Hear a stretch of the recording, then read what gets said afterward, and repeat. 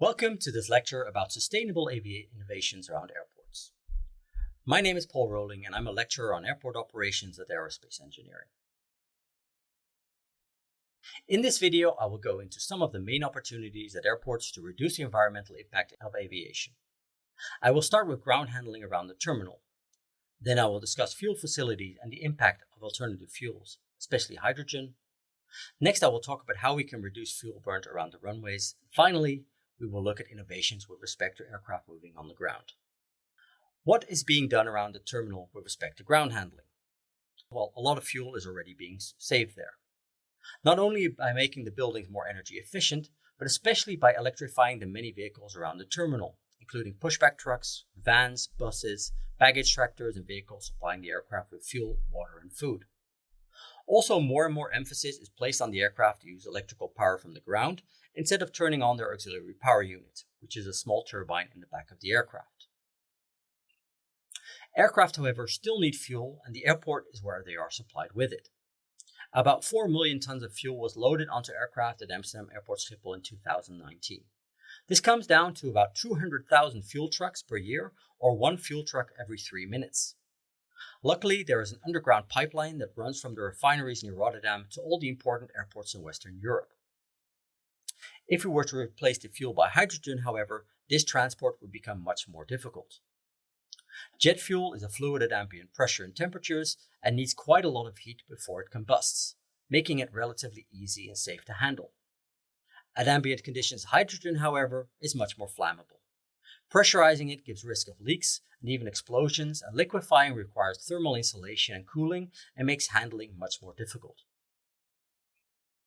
As for producing and distributing the hydrogen, research by Airport Councils International shows we have three basic options. We can either produce it at the airport, which might work best at larger airports, providing there's enough power and clean water available, or we can produce it elsewhere and transport it by pipeline in the gaseous state. This means liquefaction still needs to be done at the airports. Finally, we can also produce and liquefy it elsewhere and then transport it by pipeline or truck in a liquid form. This is much more difficult with respect to how we can transport it. The most essential part of an airport for fixed-wing aircraft is the runway, as it essentially allows aircraft to take off and land. A runway can generally be used in both directions, unless this is not allowed due to noise and safety limitations. Which runway an aircraft uses is generally determined by the configuration set by our traffic control. At Amsterdam Airport Schiphol, for example, this is determined by a combination of wind direction and a preference based on noise conditions. Ideally, if wind conditions allow, we would want to have the aircraft land at the closest available runway with as little delay as possible, as this would limit the amount of fuel needed for the flight. Next to increasing noise for some people around the airport, however, an issue with this is that using only one runway means that one or more other runways cannot be used at the same time. This might cause other flights to be delayed, depending on actual traffic at that time and in the near future. Optimizing which aircraft uses which runway to limit overall fuel consumption is thus a very complex planning task, much too complex for a controller to do on the ground. However, automation can help with this. For safe operations, runways need a lot of clearance, both from other buildings as well as other runways. At large airports such as Amsterdam, this means the distance between the terminal and the runways can be rather large, especially if there's a lot of runways. While turbofan engines are quite efficient at flying, low thrust settings and low speed mean that both the thermodynamic and propulsive efficiency, as explained by my colleague Arvind Rao in a previous lecture, are quite low on the ground. A way to save fuel is thus by limiting aircraft using their turbofan engines and moving the aircraft on the ground by another means. A challenge with this is that aircraft engines need to be warmed up before they can go to high thrust settings, much like, for example, your car. There are two potential solutions for moving aircraft on the ground. The first solution is to add electric motors to the wheels of an aircraft and drive it much like a car. The system does not save any fuel with the engines running, and the engines need to run for a couple of minutes before takeoff. The system thus works best if aircraft operate at larger airports with longer taxi times. There are a few additional technical challenges, however, with this solution. First of all, the main wheels carry most of the aircraft weight and can thus supply most of the traction, preventing the wheels from slipping when you accelerate. They also, however, contain the brakes, which require adequate cooling. About 2 watts of electric power is needed per kilogram of aircraft weight to power the motors and drive at reasonable taxi speeds.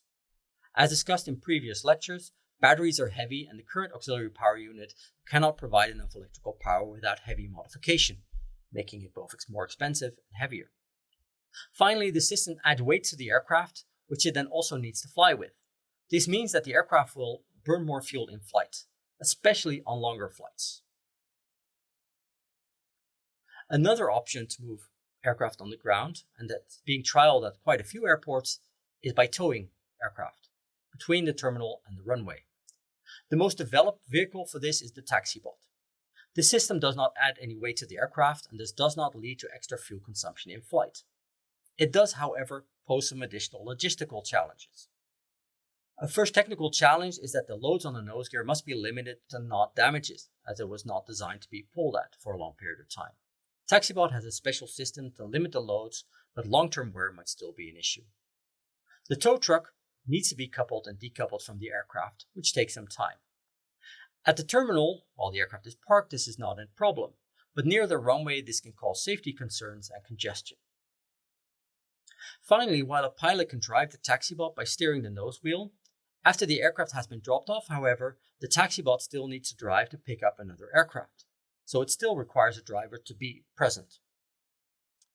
Also then, due to its size and the weight of the TaxiBot, it might not always be able to use the service road, and thus will add extra traffic movements to the taxiway system, which is especially a problem if there's only a single lane taxiway.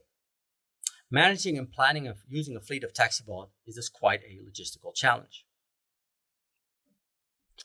To conclude, while most of the fuel burnt by aircraft is in the air, airports still play an important role in reducing the total environmental footprint of aviation.